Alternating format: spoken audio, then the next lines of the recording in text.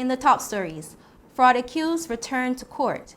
Dog sniffs out $1 million in cocaine. Barbados Pride beat Windward Island's Volcanoes. Welcome to Nation News for Monday, February 15, 2016. I'm Leanne Tasher. Private and public sector leaders, Barbados' best employers, BBE, is back. Organizations, large or small, private or public sector, enter BBE 2016 now.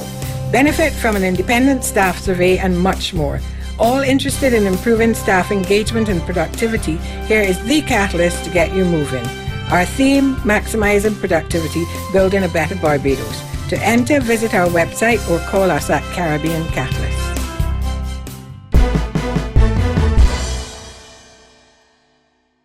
Melissa Latoya Cumberbatch was granted bail to the tune of $15,000 when she appeared in District A Criminal Court Number 1 today. Cumberbatch, who is 5 months pregnant, is one of 4 people accused of almost $75,000 in credit card fraud.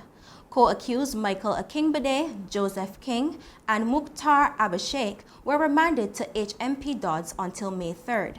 Prosecutors objected to bail for the trio when they appeared before Magistrate Douglas Frederick. They are scheduled to reappear at Whole Town Magistrate Court on Tuesday and at the Eric Holder Complex, Horse Hill, St. Joseph on Wednesday. A police dog has sniffed out more than $1 million in cocaine at a St. Michael residence. Police say they executed a search warrant at the Wildy Terrace home of 45-year-old Kelvin Ricardo Callender last Sunday. The police dog led officers under the cellar of the house where the cocaine was hidden. The value of $1,045,000. A quantity of marijuana was also discovered in Callender's car. He is expected to appear in District A Magistrates Court on Tuesday. An unnamed benefactor is pumping $10 million into a restoration project in Bridgetown, which will enhance the city's status as a historic site. The block at the corner of St. James and Coleridge Street will be redeveloped, restoring the island's first fire station, car park, green space, and memorial. The workshops built by the Jewish community will also be restored. To make way, the old telephone exchange at the corner was demolished over the weekend. Project manager John Steinbach told Nation News that the building will be vested in the National Trust upon completion. A community effort to clean up their rodent-infested surroundings almost turned tragic on Sunday morning. Elon, Corbin said they had to call the fire service after high winds caused a bushfire at the 10th Avenue, New Orleans to spread. The fellas are just by the telling that they don't allow it, so allow it in patches, see, and bring out some of the water and the grass or burn it, and then came back. Then, yeah, just get out of hand. Resident Sandra Corbin said repeated calls to the Brantford Tate Polyclinic went unanswered. She said the health of her family was being affected. There's so many mosquitoes down here, you cannot stay up for a minute or a second. They're on your feet. I was sick this week and my grandson was sick like twice already for the term. So far we all here are asthmatics in this house, and the guys here were trying to help us, help me out, keeping the area clean and try to keep the kids and stuff off the road and to play football here on evenings. There's no magic solution to speeding up the implementation of the Economic Partnership Agreement, or EPA, between the region and the European Union. Executive Director of the International Trade Center, Arantxa Gonzalez, says there are still several issues to be addressed, and these must be done in a systematic way. This is a function of thinking value chain. You start by looking at where demand is today. You look at what markets in Europe are demanding. You look at what the markets in this region are demanding. And then you work it backwards to the producer. And this will require looking at quality issues, looking at sanitary issues. A lot of what this region has to offer is in the agro-processing sector. Quality is essential. Food, you cannot sell food unless you guarantee that it's apt for human consumption. So quality will be big. Packaging will be very big.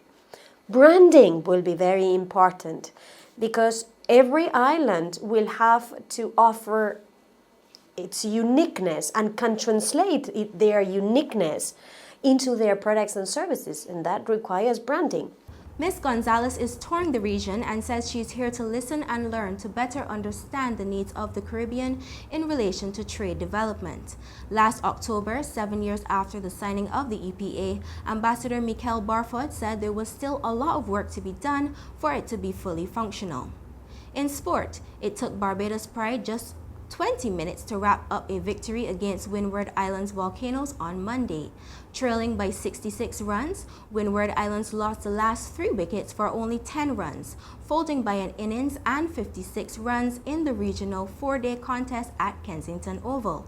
Scores: Windward Islands Volcanoes 250 and 144. Barbados Pride 450 for 5 declared.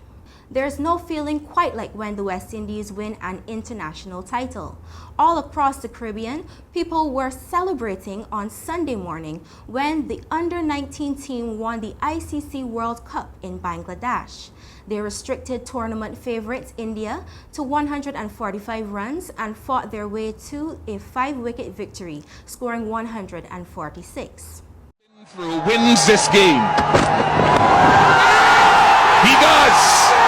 Kemo Paul and the West Indies, for the first time in their history, have won the Under-19 Cricket World Cup. What a fantastic feeling for these young men from the Caribbean. Kisikati, India are stunned. West Indies win by 5 wickets. I've got 3 words for you, Ian, and the West Indies team, world champions, baby! And finally, a building supervisor in Spain skipped work for 6 years and no one noticed until he was nominated for an award. Joaquin Garcia collected his government salary very quietly but never appeared on the job. But when he was nominated for a 20-year award, co-workers started to ask questions. Garcia's attorney said he was bullied at the workplace and there was nothing for him to do. So he stopped going to the water treatment plant. He was fined $30,000 and has retired, but says he has done nothing wrong. And that's it for the Nation News for Monday.